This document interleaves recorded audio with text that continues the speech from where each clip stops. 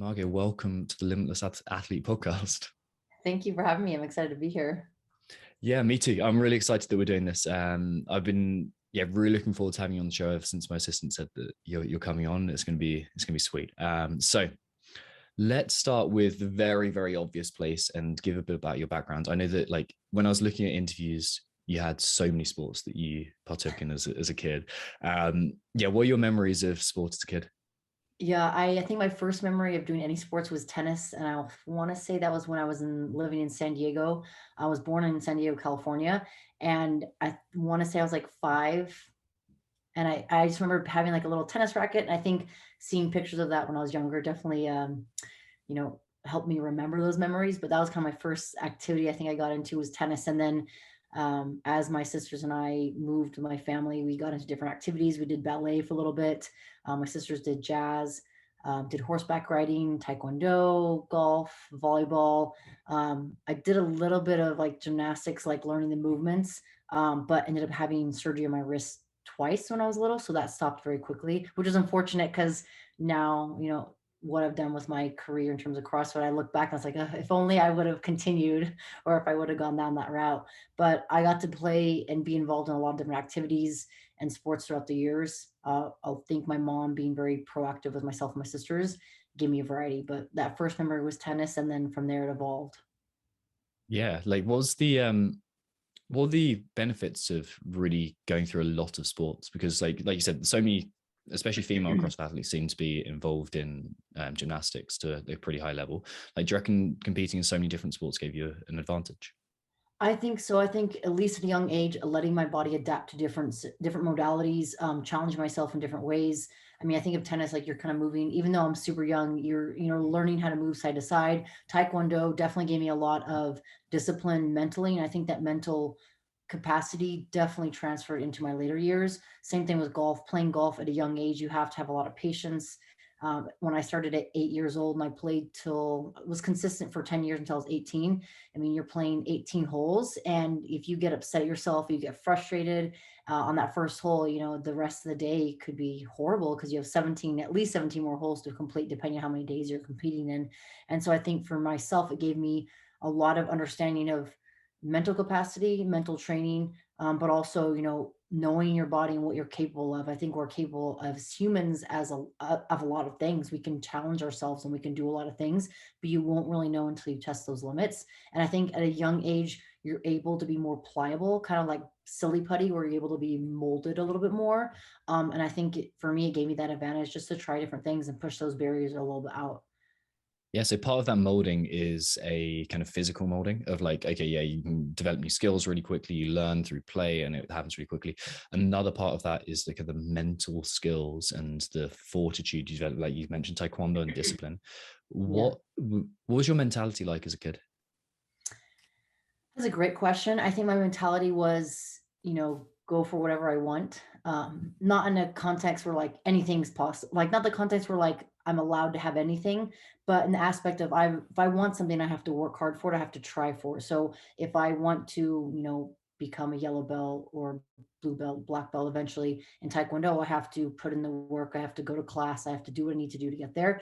And I think as a kid, I was very outgoing, loved exploring. I think growing up in Montana, my sisters and I had the opportunity to, explore on our, like the piece of property that we lived on. And that was very adventurous. And so I'd say my background as a young kid was very adventurous, willing to put myself out there, and not being afraid to, I think, fail. And I think my mom always encouraged us to try something and push ourselves. And, you won't know how things are going to come out until you give yourself that shot. And I think for me, that was very good because it allowed me to, put myself out there. And if I don't do well and I fail per se, or if I don't complete the tasks or I'm not able to, qualify for the next level, then at least I tried. And I think that mentality as a young kid continued with me as I got older because it allowed me to say, kind of like give no F's, like I'm not going to hold that against me and create barriers for me because that's not going to benefit me in the long run. And I think having that mentality as a young kid continues with me as we get older. And I think as we get older,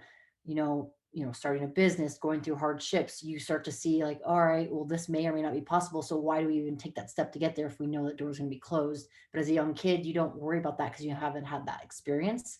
And I think that adventurous soul that I had allowed me to push myself in different avenues, especially with sports and activities.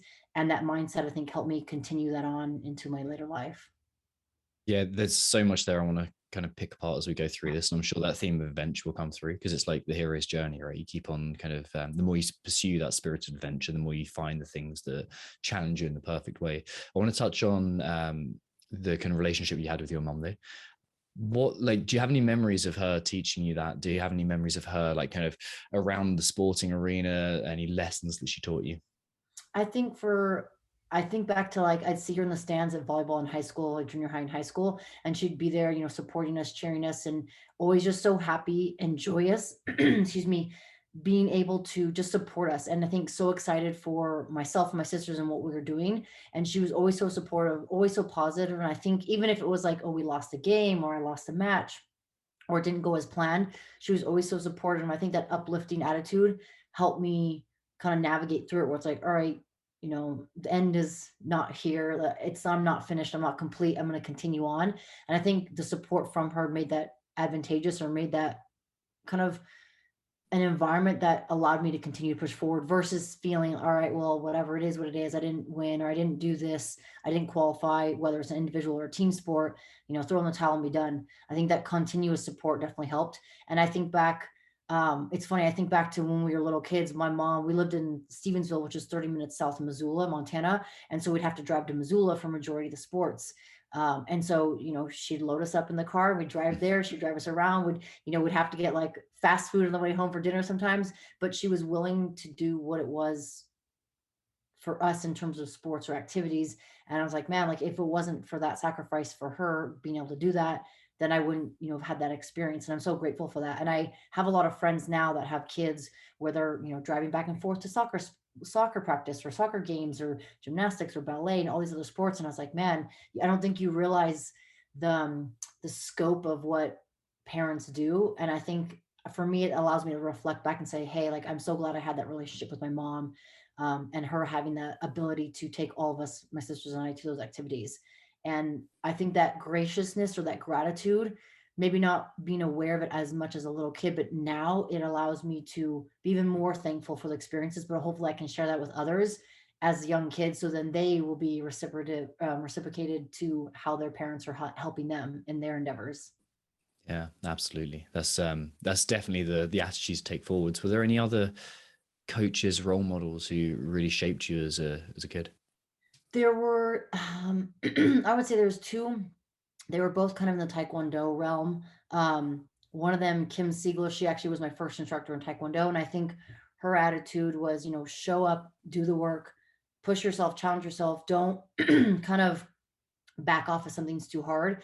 And she was the first one that I had as an instructor getting into Taekwondo. And the second one that I had, he was Chris Devine. He was a little more stern, we'll say, more direct, but he was the instructor I had when I was testing for my black belt. And he was, I would say, a little more, like I said, not harsh, but direct and to the point, Mm. but kind of no BS, no, sunshine and rainbows, but straight to the point. But I think that helped me because it challenged me. Well, I know I didn't pass with flying colors. I couldn't break the board that I needed to break for my test, Mm.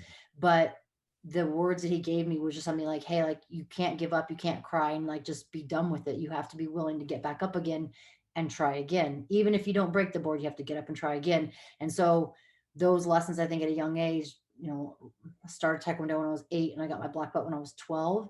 And I think that at such a young age, having two different types of experiences with different coaching, or at least exposure to that, I think it allowed me allowed me to see what types of kind of attitudes I can take. I can, Mm. be kind, I can put in the work, be gracious, and at the same time, no BS, make sure I'm straightforward to the point, do what I need to do in and out of training, and then come back and test. And if I don't pass, then that's okay. I get up again.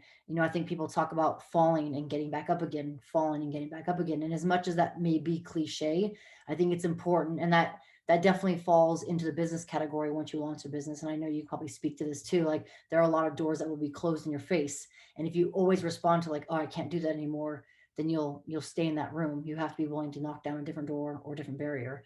And so I think those two instructors at a young age definitely helped me. And I think a lot of that mental game and awareness there in Taekwondo transferred over to golf, and then eventually CrossFit, and then eventually business. It's really interesting you're talking about the two different style or two different like elements of coaching, because like one thing when we're working with athletes or working with coaches on their mentality, I'm thinking, is there a balance of, it sounds kind of I suppose overly spiritual to say it, but it's that masculine energy and feminine energy, and that nurturing kind of softer self-compassionate energy, and also the strict discipline. And it seems like you had that kind of that balance nicely. And we kind of live in this culture where I suppose the masculine is really suggested to be like the ultimate, and it's like discipline, pushing hard, and it's really valuable.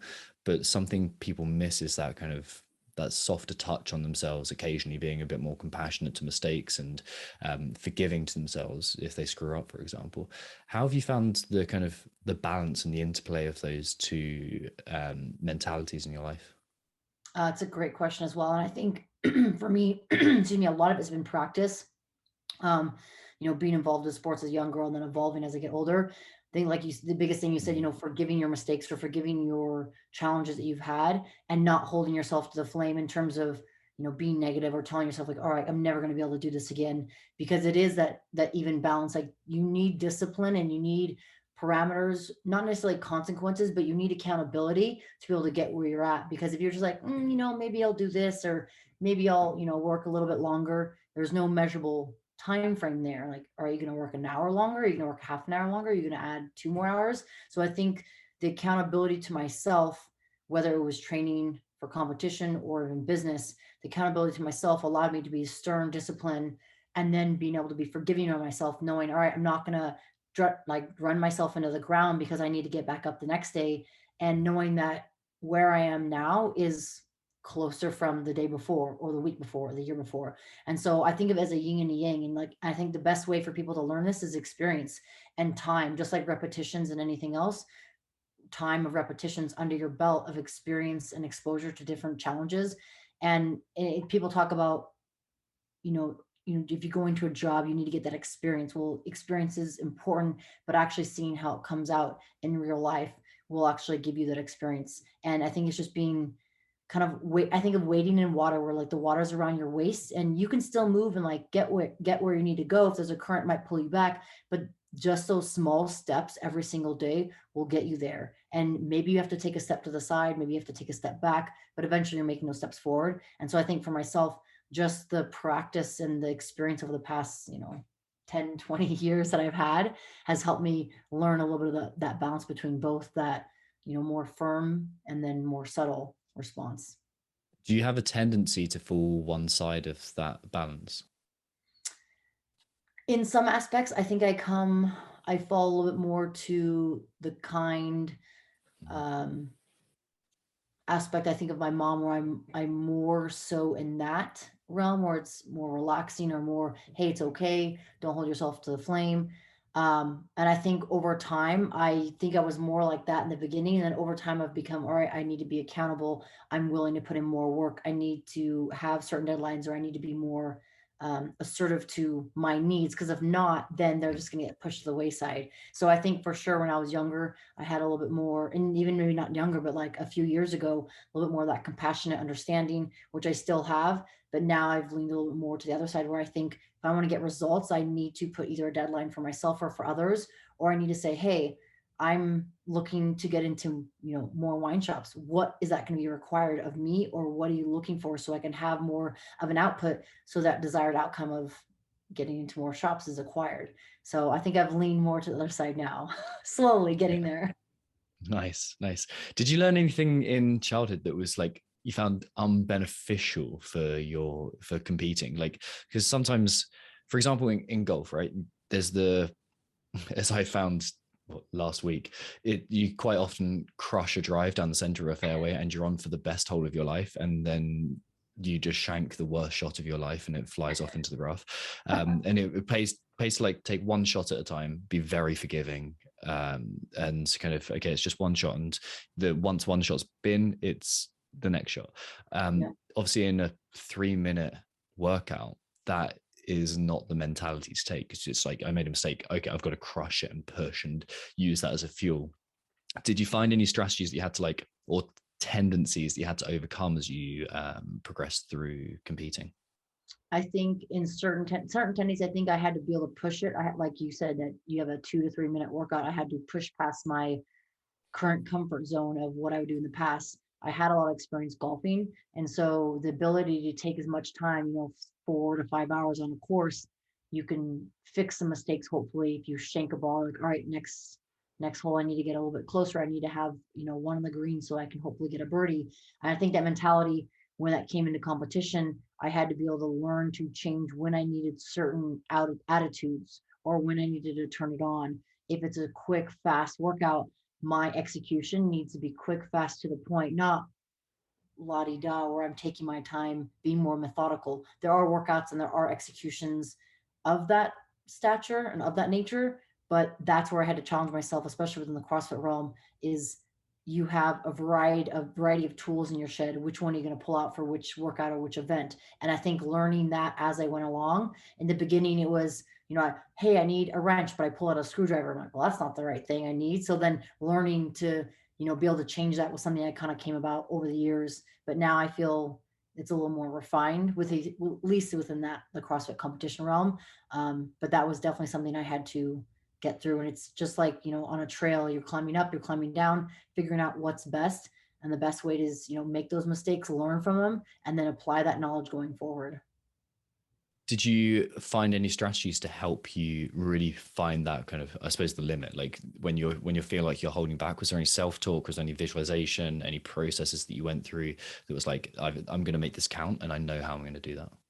Yeah, I think a lot of it was visualization. I focused a lot either before the workout. I would try to visualize what I was looking for, the expectation. Then if I'm in that workout and things change or that event changes, or there's a new element that I've never done before and I've never resonated with, then I have to be able to shift. All right, what do I need to do? I need to be able to be pliable. I would usually have a plan, but sometimes those railings would need to come off the plan, and I'd have to navigate through that event or whatever I was trying to handle, whether it was one event, one a day, or multiple days.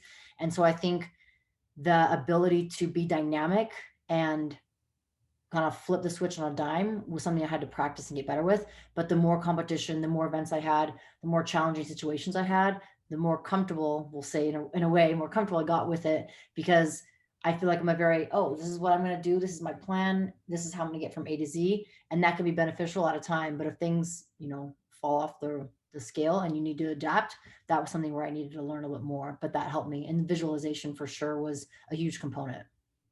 Yeah, I'd really like to dig into visualization then.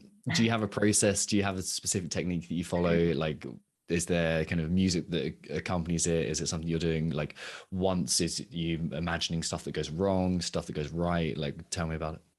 So usually when I visualize, I would close my eyes and I would just see how I wanted the workout or see how I wanted the event to go. Um, if I'm focusing on what I wanted to happen, then more likely my brain would go down that path versus, oh, well, if I fall off this, or if I miss the rope climb, or I don't grab this, if I slip off the paddleboard. So I'm, instead of focusing on what could possibly go wrong, I would just focus and visualize on what I wanted. And then I would go through the movements, maybe in like a little small circle behind an event. I'd go over to the bar, pretend to do a lift, and then move over to the next element, pretend to do something else. And so I'm kind of prepping my body to go through those movements, and even my mind. And I think the biggest thing from the early days of competition, the transition from one movement or one element to the next was important, because that's where you could lose a second, 2 seconds. And as the competition got more challenging and that room for error got smaller and smaller, it came down to the small little things, transitions. How do you position yourself in a workout? What's your setup position for a sprint? And so for me, the best way was to visualize it, close my eyes and see myself, and then actually go through it.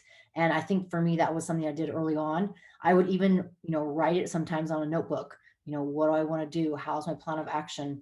And then just repeat it. My coach and I would kind of repeat it, especially the early days in 2012 and 13 at regionals. I would just go over it and over it. And it seems kind of mundane. People are like, why would you do that? But just like repetitions anywhere else, like the best way to improve your snatch is obviously, do the lift, practice the movements. A lot of things can come into it, mobility, positioning, but the more repetitions you have under your belt, the more likely you're going to feel smoother with that movement. So if I'm practicing as my mind, right, mind repetitions, that's going to become smoother and easier. So by the time I go into the event. Even if I have a hiccup, my mind will be like, oh, remember, this is what we're doing. Perfect example was in 2013 regionals. Um, this was in Santa Rosa, California, and it was outdoors. And so they had the hard plastic mats kind of connected, but instead of it being a flat surface, it was kind of like bumpy. So you had to like run back and forth. It was four rope climbs, sorry, four cleans and two rope climbs. And I believe it was 4 rounds. And my plan, I visualized it, went over it, over and over it, walking up to the event, was 2 cleans drop, 2 cleans drop, then the rope climb. And I got so excited the first round and adrenaline just pumped through me. And I did 3 cleans. I was like, oh no. And I dropped the bar and then I just did one and then did my rope climbs and then came back and went to the 2-2. And as much as maybe I had the capacity to do that, I was like, no, I'm going to stick to my plan because that's what's going to allow me to get to my end goal. And I finished that workout, I believe, in second. And the way everything finished allowed me to be in a component, or allowed me to be in a place where I qualified for my first games. And I think, being able to adapt where you have an error or like a hiccup in your plan, and then, oh my God, F it, I can't continue. I have to, everything has to start all over. Instead of doing that and resorting to that, I just said, hey, relax, take a breath, just do my 1 rep, and then falling back into the plan after that. And that's just one example. And everyone has different scenarios. And the more experience you have, the more you can rely on your body or your visualization to help you get through what you're looking to accomplish. Nice. That's really nice. It fits really well with something that we teach, which is like this framework of how you categorize workouts. And we describe like an arch with something like a 10K run. So something super monostructural being on one side where you need kind of quite forgiving, slow, or golf, for example, or some forms of yoga, where it'd be very forgiving, very slow, compassionate self-talk. And on the other side, you'd have like a 1 max power clean. So not as technical, pure power, pure aggression, and something that helps you kind of tick along is familiarity. And the more familiar you are with an environment, the kind of the more you can push and more you can be a little bit more aggressive, and the more you can kind of reach your intensity or the limits of your intensity. But the problem with that is that in some events you're only going to get one shot at it. But if you can visualize it, there's part of your subconscious that goes, I've been here before. I know what to do. I know what to expect. And it might be a small bit, but it's could be the difference between first and second place, or third and fourth place, or whatever. So that's really nice that you're practicing that familiarity. Yeah, thank you. I think it's important. I think a lot of people maybe don't see the value, or maybe at least in the, a couple of years ago, I think more people are seeing the value now of the mind game, not necessarily the mind game, but the mental aspect, the mental training, and how, a lot of what you're doing physically can be affected by how your mindset is. And another example is 2018 games when Dave Castro released, the marathon row. People were like, oh my God, this is going to be horrible. This is going to be terrible. And I'm thinking, okay, one, we saw this coming. We knew it was going to happen. Two, why are you already telling yourself that it's going to be horrible? Like, you're already saying this is going to suck. We all have to do it. We can't get out of it. It's not, no, he's not going to change his mind and have another workout or event planned. But how you talk to yourself and how you tell yourself things has a direct impact on your execution. Same thing, whether this be in, your career, it could be just in gym, it could not just necessarily competition, it could be in your business, anything, any realm or industry that you think of. What you tell yourself or how you talk to yourself is going to have an impact on the actuality of what's coming out. If you tell yourself like, oh my gosh, like, you're ugly, you're not pretty, you're constantly going to project that as well, and your attitude is going to be down. It's like, no, like, I am pretty, I am gorgeous, I know I've worked so hard to, fix my hair, grow my hair out. That's just an example. That's a little more aesthetics, but that plays a role in anything else. And I think more and more people are starting to see the value in that, where before people are like, oh, it doesn't matter. I'm like, there is value to that. It just, do you see the value in that? Yeah, like I was doing some digging around before we record this podcast, and one of the things came up with this interview you did with I think it's Wordify. The question was, what advice would you give to someone who is just starting to train in the CrossFit space? Anything they should focus on first? And you said I'd have them focus on the mental aspect and not placing huge expectations on themselves and trying something new. Why was that your answer? Because I feel like, especially a goal like that, getting to the games, there's going to be a lot more tests mentally than so much more physically. And I think the expectations, at least from my experience and talking to others, we as individuals and as humans, we put high expectations on ourselves, or we worry about the expectations that people are putting on ourselves, even though they're not putting expectations on ourselves. It's those expectations we think people are putting on us. So it's like, I don't want to let so-and-so down. I don't want to let my coach, my community, my gym down. And so to answer, I was like, the mind aspect or the mental aspect is so much more important. And the expectations can crush you physically and mentally and wear you even emotionally and wear you down. And so that's where I feel like if that's someone's goal and that's what they want to get to, great. We all could do the physical work, but it's the mental work that you're going to do or not do that can have a direct correlation to your outcome of, getting to the games or qualifying. What expectations did you struggle with? It's good question.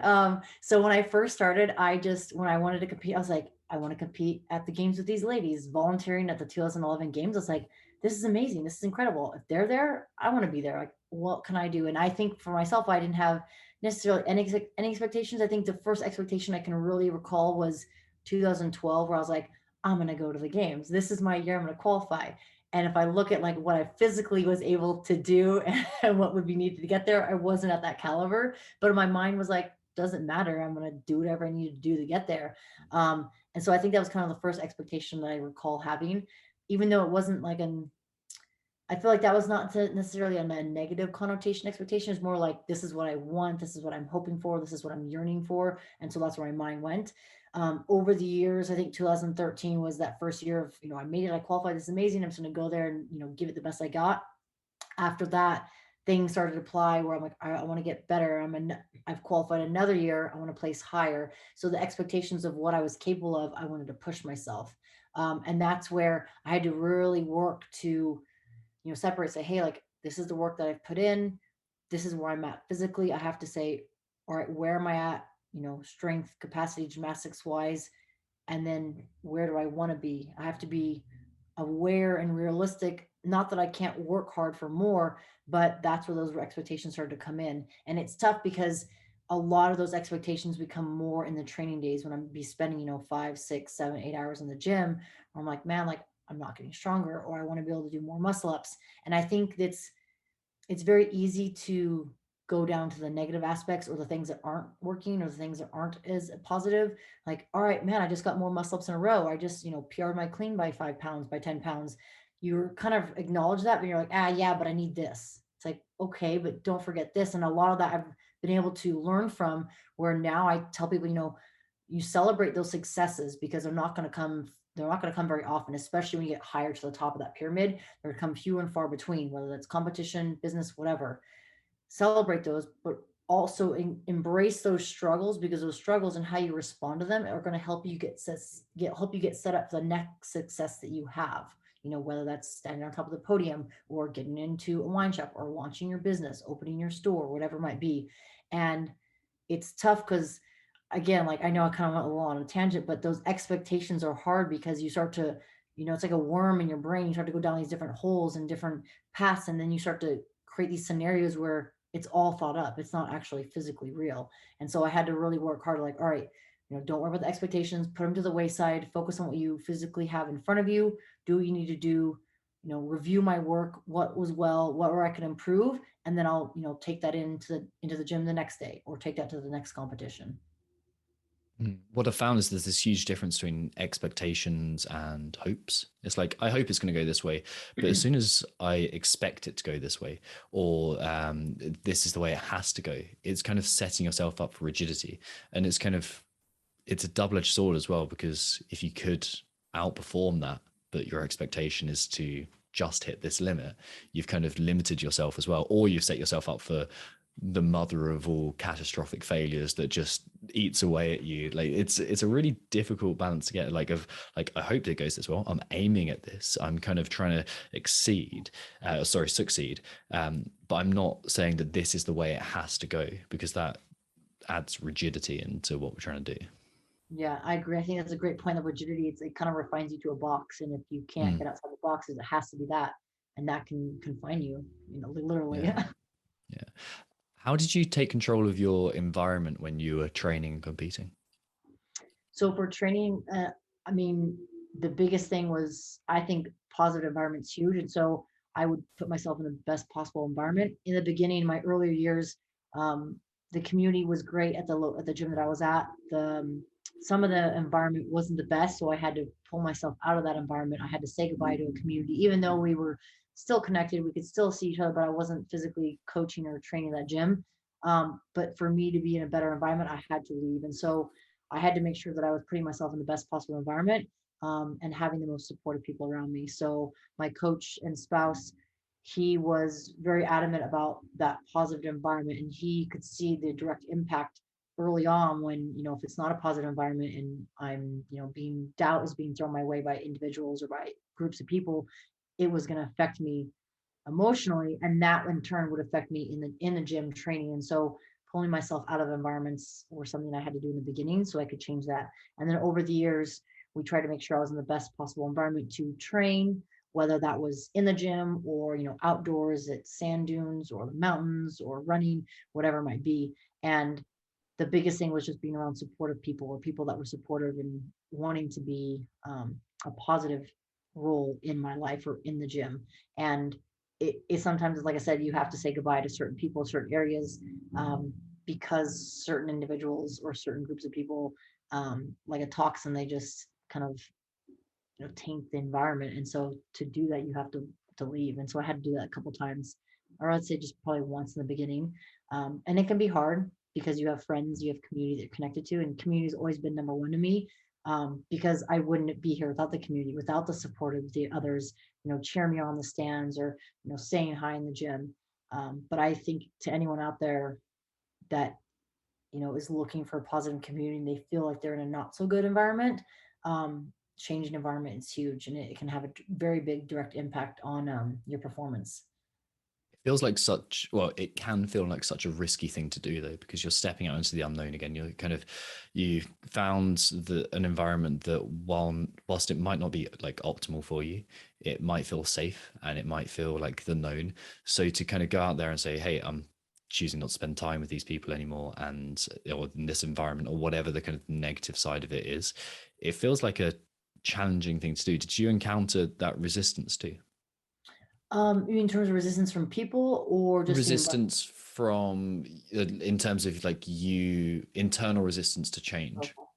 I think I was a little hesitant because it was more the leaving the community, leaving the people that were supporting me or that believed in me, and not feeling that I wasn't I wasn't there for them or with them at the same time. So I think that was the hardest part, to leave an environment and go somewhere else. I think I wasn't scared. I wasn't worrisome of that. Like I was comfortable going to a new environment, changing the environment to be in a better place, whether it's a gym or a new state, new city, whatever it is. I was comfortable with that. And I think having that kind of adventurous spirit as a young girl, that allowed me to be okay with that or be comfortable with that. Like I'm totally fine going to a completely new area, meeting completely new people. I think that was the part that wasn't hard. The hard part was leaving the people and the relationships and the friendships that I established, because those I find so precious. Those are what I value, because it's those experiences, memories that I create with one another, that's going to last a lot longer than my time competing. Absolutely. When you mentioned earlier that you were a volunteer the first time you went to the games, right?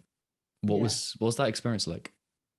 Amazing. It Yeah. was, it brings a like a super big grin to my face because, um, volunteering. I think it was like a month before that, 6 weeks before that was the SoCal regionals, and I had volunteered there. And I remember seeing Chris Clever, Becca Voigt, Katie Hogan all compete, and I was like, "This is amazing!" I got like my big googly eyes. I was like, "I'm gonna do this." And then being able to go volunteer at the games and seeing it, everyone from around the world competing, higher level of competition, because you're at the games. It was like to see all these men and women get after it and, crushed. I was like, I want to do that. I want to see if I'm capable of that. It gave me this whole like zest. And even though I felt like I was running with my like a chicken with its head cut off, like doing so many things, working with the Rogue team, working with CrossFit, I didn't care what I was doing. I just wanted to be involved as much as possible because I loved everything that was there, you know, doing the registration, running behind the scenes. I remember, one of my main point of contact was Angel Forbes, and she's been around forever within the CrossFit realm. And, just talking to her and then continuing to build a relationship and friendship over the years from that memory it was memorable. And that was something I loved so much about the community. And seeing again those athletes compete there, I was like, I want to go do that. I want to compete there. Not so much in the fact of, actually just competing with other people, but like, can I do this for myself? Can I challenge myself? Can I get to that level? And I think that's what I loved. And I wanted to see if I was capable of doing it. And that first experience as a volunteer was huge because it allowed me to, it pretty much set me on this different trajectory of where I was before my life. What was your first games experience like? In terms of competition. Yeah. Yeah. What was like that kind So of that? Because like loads of people feel like it's like, oh shit, I don't belong here. Like, I don't know whether I deserve to be here, or like there's so many conflicted experiences. Like, what's the emotionality of that like? I think for me, I was so excited to be there. It was 2013 was the first games. And I remember not knowing what we needed to do, where we needed to be, but just so like proud of my effort that I made it there, like having this goal and wanting to get there. And, 2 years later, actually stepping foot, qualifying and being there was like amazing. And it makes me think of the Vegas Vacation movie where at the end where he's like, I won the money. I won. And it's this guy talking about this, ticket he won for I think bingo or whatever it was at the end. And just that pure joy of for him winning. And for me, it was this pure joy of being there and qualifying. And I don't think I necessarily cared of like, what are the other athletes like. I was excited to meet other athletes and see people that I'd seen previous years and build these relationships and connect. And obviously there's the nerves or competition, but just being there, like I made it, I did it, no matter what happens. I said I wanted X which was to get to the games, and then I achieved that goal. It's like I put all my eggs literally in this basket to get there, and I was able to achieve it. So I was very grateful and thankful for everything and everyone that made it happen. And to just be in that moment and soak it up was just pure excitement. Like I'm glad I can still enjoy that that memory after year. But I think it was something just to be present. And obviously as the years like or as that weekend went on, you start to think more emotions like, well, what's going to be, what are the workouts like, how's it going to feel like, and then at the end you're like, wow, I'm really sore. But it was so worth it. It was definitely just a joyous feeling. Yeah, you can see the excitement in your eyes. Like you can genuinely see like the thrill and the enjoyment of like that was brilliant. Like it's really Yeah. cool to see. Thanks. When you think back to competing, what was that? I suppose the highlight of your athletic career. Like, what was there a workout that's like, oh man, I crushed that and it just felt perfect? Was there like a day, a moment where it's like that was what I was looking for? Yeah, I think the first experience was 2013. It was a 2007 workout in the stadium, like when the lights had gone or the sun had gone down, lights turned on. And it started with like a 1K row, 25 pull-ups and 7 shoulder overhead, I think for 5 rounds. And I, it was kind of two reasons why. One was my butterfly pull-ups and kind of like all came together after all the practice I've done. So being able to do butterfly pull-ups for the entire workout, I think it was kind of like, oh, that where like everything just feels amazing. And then being able to finish the workout and cross the line and get to the end before the buzzer, that was just phenomenal. And I think right after that, people in the crowd like screaming and yelling and like wanting to give high fives. So I go up to people and like just gave them high fives and fist bumps and like seeing people in the crowd that you don't even know that, but you all do CrossFit together. You all know that feeling of when you finish a workout. So being able to celebrate that with the lights on, it was just this vibe and this energy. And I'm getting goosebumps right now talking about it. And I think that was one of the first moments where it was just like everything kind of came together and went to plan per se, but it was just that experience and that moment that I captured in time. It was very fulfilling, we'll say. That was probably one of the best experiences and first experiences there. What does it feel like when you are competing at that level? Good question. I would say a couple different things. It feels like when you're in the moment in the midst of that competition, you're, at least for myself, I'm focusing on what I'm doing, whatever event that I'm at. There's this high level, obviously, competition of everyone. You're kind of all around the same, fitness level per se.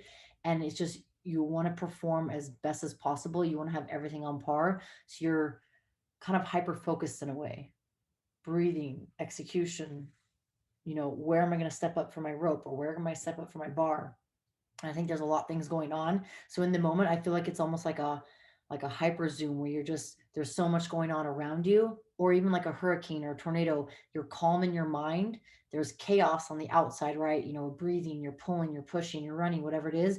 But inside you're trying to stay calm. Not every event's like that, but that's what I felt like at least in that moment. But also I think majority of the competitions, you want to be in that space mentally, because that's going to allow you to move effortlessly through something. And I always think of double unders, for example. Like double unders can be chaotic, right? You're whipping yourself, you're jumping, but if you can have a relaxed face or like a smooth, relaxed kind of jaw, that allows you to embody that. And I feel like that's a movement that I kind of can kind of describe to give to people, not to have a picture of me doing double unders.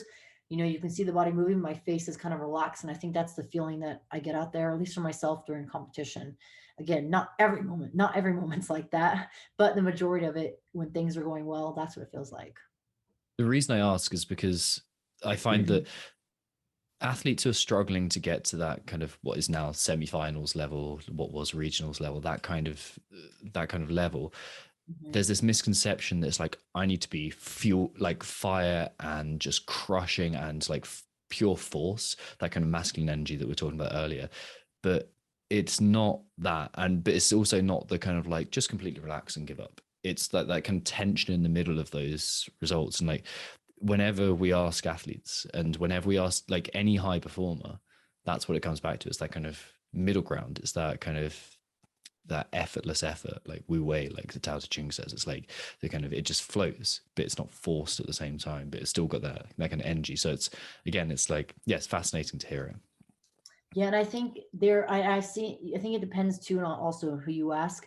But I think, like we talked about before, like kind of the yin and yang, having a little bit of both, being able to be, kind of turn it on when competition is, and you're zoning. You want to fight for that top spot. You want to fight for that first place. You want to fight for that finish. And I think it's important to have that. And sometimes I didn't have that I think in my beginning, I didn't have that fierceness or that fire as much because I was, this is amazing. I'm happy to be here. And my coach and I talked about that a lot. It's like you got to be able to find that kind of switch where you kind of turn it on at certain times. Because when I'd walk around, I'd be myself. I say hi to people, take photos, smile, enjoy people, hug people. But then it comes to competition. You need to be able to say, hey, like this is mine. If I want this, I need to be able to grab it. And I think of the marathon row in 2018. Like I had a plan to go in there. Like this is how I'm going to execute it. This is what I'm going to do. This is my event. I'm going to do my plan based on what I'm capable of. Both my teammate and I had this plan, and we're going to go out there and execute it. It's like you have to kind of, not that you have to go out and like take it, it's mine, but at the same time, it's like I'm going to go out there and I'm going to do my plan. No one's going to be able to come do what I'm going to. Not that you need to be egotistical or narcissistic, but just more of a confidence in yourself. Like, hey, like I have this plan. I've done something similar to like this in the past, and this is what I'm going to do. And to give reference, so it doesn't sound like I'm just putting stuff out there. The plan for 2018 marathon row was go out for that kind of hard in that first 2K, similar to what 2013 had. 2013 was a 2K row for time straight into a half marathon, so it was two scored events. So even though the half marathon or the full marathon was just one event, my teammate Whitney Glenn had it planned like, hey, like that first 2K, we're gonna go out hard, and hard's relative, hard, but then we'll settle into the pace. It could have totally blown up on us. We could have gone out too hot, and we'd be, out of luck, we'll say later on. But the amount of training, the amount of rowing that we had done, we knew that we were both capable of that. So that first 2K was a 155 pace for me, then a 2-minute pace, and then I settled into a 206, a little early, a little fast in the early beginning, but settled into 208 eventually. And it worked out. And then I won and she got second. It's a good plan and well executed. Yeah. Exactly. To juxtapose that with the mentality that gets in the way, it's like the other side, the side that you don't want to be is, what's so and so doing? Oh, should I, like walking up to the row and thinking, oh, like what is my pace going to be? Like where am I going to go? It's often the case that just having a poor plan but executing it with 100% confidence is going to get you so much further than changing your mind 1,000 times in the middle of a workout. For sure. And I think in the beginning, I would always have blinders. And I think it's important to focus on, what you're doing, how you're going to execute, because you don't worry about so and so.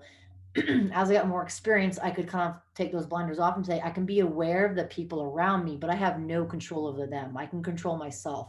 So I'm not going to put energy there, but I'm aware, like, hey, where am I at?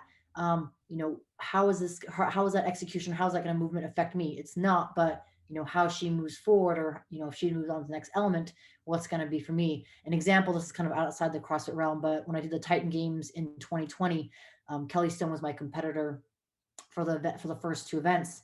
And it was where you had to take like these nuts and bolts off like a wall. And so my goal was, take as much as I can as I off as I can, because I don't want to have to go over there, try to pull this rope, have the lever come down, and then it's too heavy and I have to go back. So she took off and I finished one extra bolt that I took off for myself. But I was like, all right, well, I have to be smart now because she's ahead of me.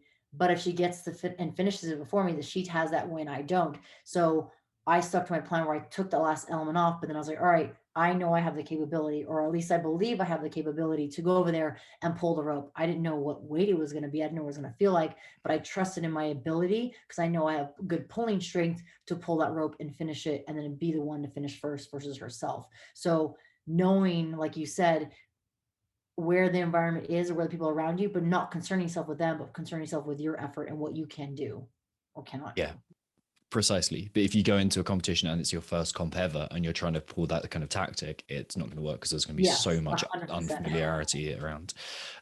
What was your biggest hurdle or challenge during your CrossFit career? Oh, that's a great question. I think in terms of challenges of being able to keep, not like not let myself get inside myself in terms of my head, in terms of my competition, and being able to kind of pull myself outside of my head and put her to the side in a way where it's like I'm focusing on this and not like the what ifs of this, what ifs of that creep in my head. And I think I did a pretty good job over my years, but I think as I got more experience and more time in the gym training and more competition on my belt, you start to think of like more possibilities of like, what about this and what about that? But then also, I should have been able to do this, placing these shoulda, woulda, coulda on myself. And I think learning to let that go, and that was probably one of my biggest struggles or hurdles kind of through the years of competition as more and more years went on. And I think that started to wear on me when I'm in the gym, where it's like, all right, Mm. well, I should be here. I should be doing this. Like, why haven't my strict handstand pushups gotten better? Or if they are getting better, like, why aren't they getting better faster? And I think trying to remove that out, um, and not let it get to me, so I still enjoyed the competition. Because if I wasn't enjoying it and I wasn't enjoying training, then it's just going to make it hard, because that's where I'm spending most of my time, 6 to 8 hours in the gym, 5 to 6 days a week.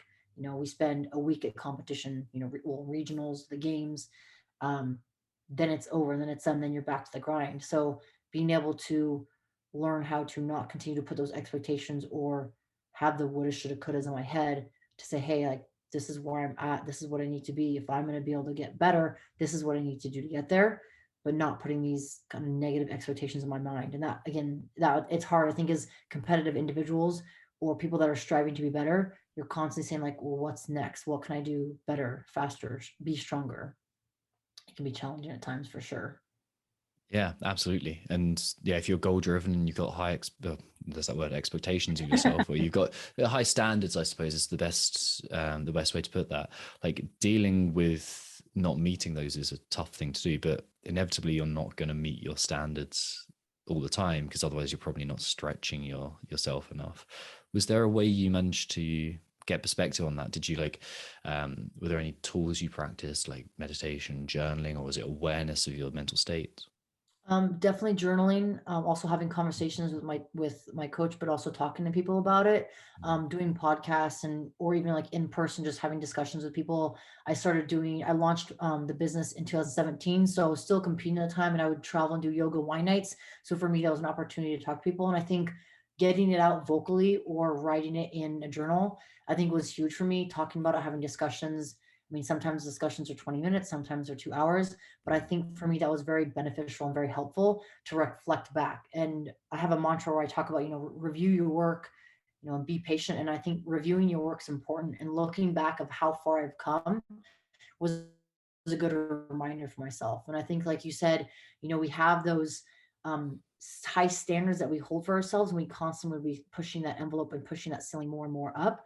But I think discussing and writing them out was very therapeutic in a way where I get those thoughts and those feelings out, and not feel that like, oh, I didn't reach a certain goal, or I'm not the best. And it's like, no, stop, take a moment to look and back to see how far you've come to where you're at now. Because things can be, yes, things can be way better, things could also be way worse, but give yourself the accolades, or at least give yourself a pat on the back of like, look how much you've done in this X amount of time. And I think for me that was beneficial. It was a way to say, hey, like, awesome, like, congratulate myself, congratulate yourself for the work hard, that the hard work that you put in, and appreciate what you did. And I think a lot of times we get so caught up in the next goal, the next competition, the next event, that we don't take a moment to celebrate. And then that moment passes, and then you never reflect back on it again. So I think that was very, very helpful. And I still journal now, and I highly encourage and recommend people, no matter what it is, that journaling and writing can be so beneficial and helpful. Yeah, I'm a massive journaling geek and advocate. That's awesome. So we'll jump into that quickly. But there's something you mentioned there, and we call it minding the gap. It's like the gap between where you are and where you want to be is the one that we spend most time focusing on. And it makes sense from like an evolutionary point of view. It's like, I've got to go out and get the reward, go out and get the reward, got to do the thing, because otherwise it's danger. But if you continually explore that gap, what's implicit in that is, I'm not good enough and I'm not there yet. Like, that's what you're telling yourself. But if you're, and it dismantles confidence like nothing. But if you look at like the other gap, it's, where have I been? Like, what have I done to get there? What challenges have I overcome?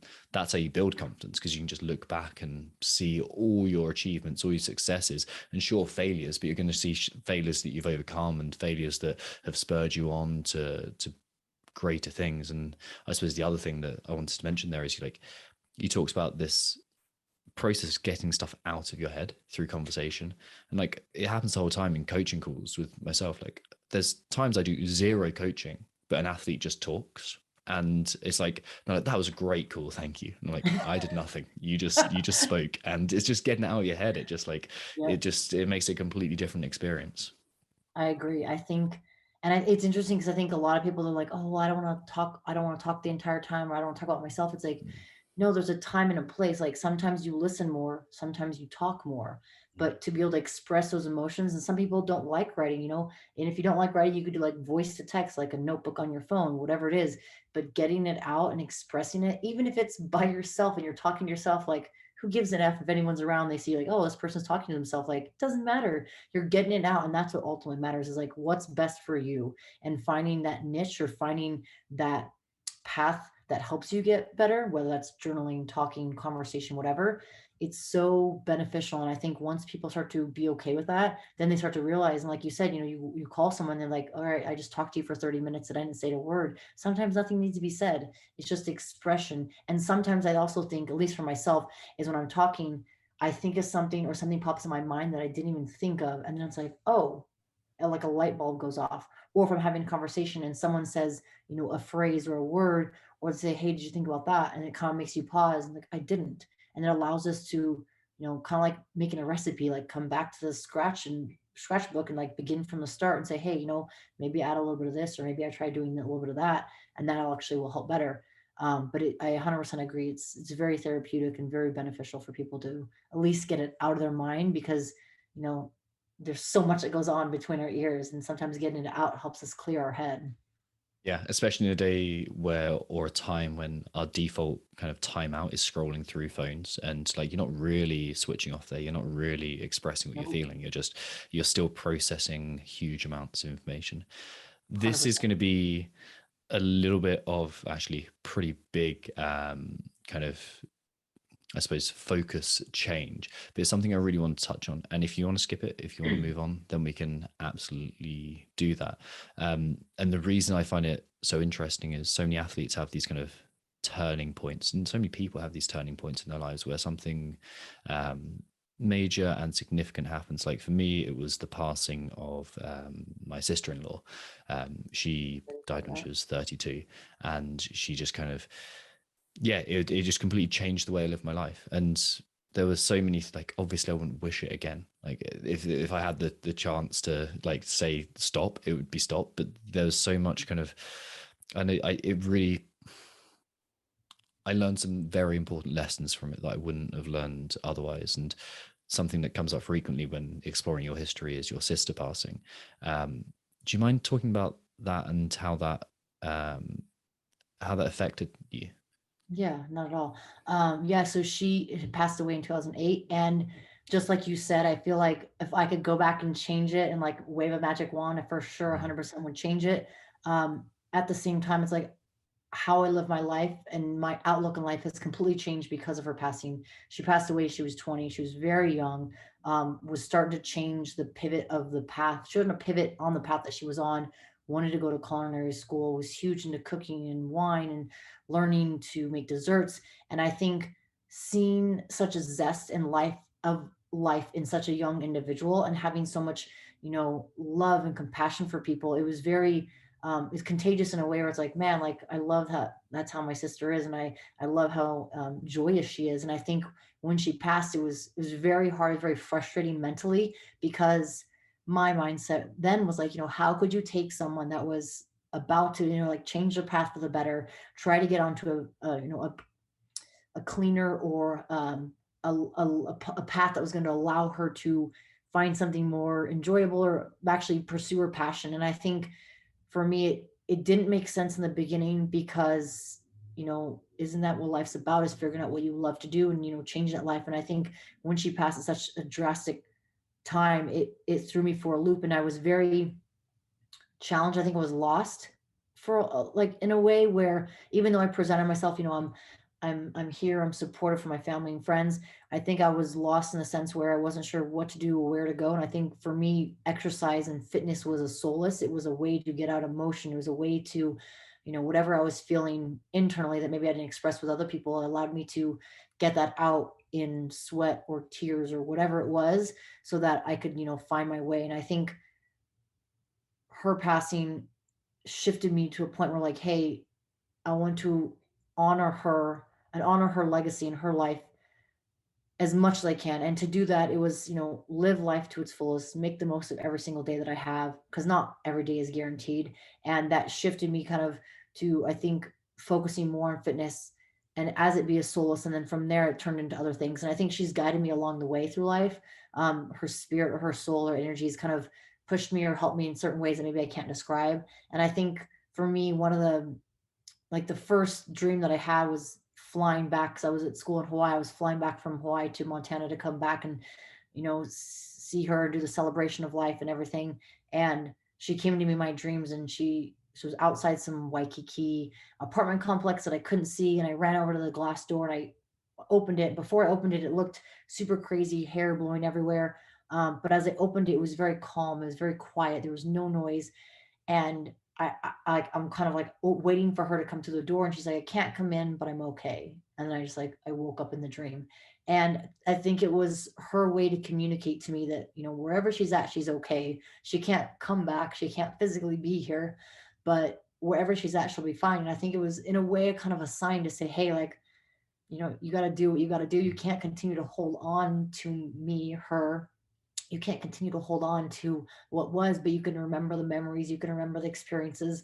And I think for me, that was a way to help guide me forward and to say, hey, like I'm here, she's not here, but I can hopefully live for her, and enjoy experiences and, do what I need to do to hopefully share those with her. And I think it was definitely something that for sure changed my outlook in life. And again, like I would totally change it in the drop of a hat to go back and have her be here with me to experience this life and experience these memories. But I think it's something that has allowed me to open so many more doors in different ways and hopefully share that with people and hopefully guide other people that are going through hard times and, share my story to hopefully help them. And if they're in a sticky point like that. Well, thank you so much for sharing that. That's incredibly gracious and generous of you to share. There's going to be people listening to this who are experiencing or have experienced very similar things and will be lost and won't know, like, or won't have a clue to how to process that, because how would we know? Yeah. So yeah, that's incredibly valuable. And like we want to focus on the performance of CrossFit and all that kind of stuff, but the broader mental health side of things is equally as important, if not far more important, when it comes to individuals. So yeah, I massively appreciate you sharing Of that. course. Thank you. Yeah, I love sharing. Hopefully, it helps others out there as, and we all go through different situations. It's not always maybe the passing, but maybe certain struggles. But I know that sometimes just opening up and sharing, and hopefully that relates to people that can hopefully help them through a period in their life that maybe they're struggling with. Well, thank you. There's 3 questions that I ask everyone to kind of wrap things up and finalize things. One of them is, what books have you gifted most to other people? Ooh, the Atomic Habits by James Nice. Clear. Mhm. Have you read that That one? must be the most recommended book on this podcast and Is in the it? past 10 years. It's fantastic. It is. I really love it. And I think it speaks to so many different things just in life. And I've read it and I subscribe to his newsletter and I love the little clips in there because I think it's a good reminder, just creating small steps each day. And I absolutely love it. So that's probably my number one. Nice. And what habits do you perform frequently for your own mental health and well-being? Journaling for sure is Mhm. definitely one of them. And then going out for walks. Nice. Um, Walks with my dog, but also sometimes not having music, sometimes having music, but the music I feel gives me just like you feel so many emotions from music, not so much the words or the lyrics, but who it reminds you of, or the feelings you might feel when you hear the song, especially when it's outside and you see nature. I think that's definitely something I resonate with, is being outdoors. And so I feel like walks have been huge for me, journaling and walks. I've just thought of a bonus question for you. Yeah. What wine should I be drinking right now? The goat wine. Of course, of Of course. course. Where can I get hold of some? Is it available in the UK? It is not yet. Hopefully, I'm hope to be able to ship in the future. But we have a lot of interest in the UK and a lot of people around the world. So hopefully, we're going to be able to get to international shipping soon. Okay, cool. So you let me when you Remind come me. to Vegas, and I'll have some for you. Oh, fantastic! I'll be there. I'll be Yeah, there. Absolutely, just for that.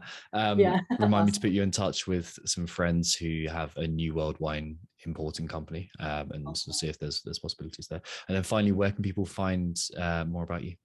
So they can, if they have social media, Instagram 321 go GAUX, and then also have the Goat Wine on Instagram as well. And then I have my website, thegoatwine.com.